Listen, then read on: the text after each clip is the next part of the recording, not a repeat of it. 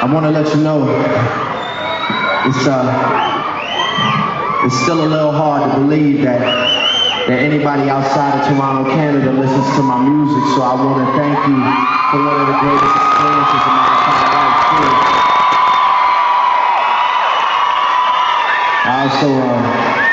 I also want to thank everybody on my team, you know, that's my best friend right there, that's Nico, been with me since day one.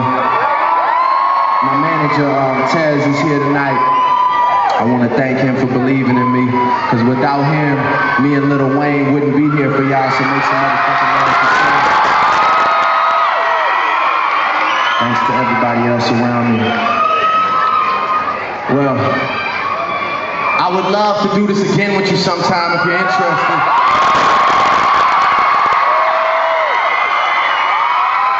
So I only ask one favor.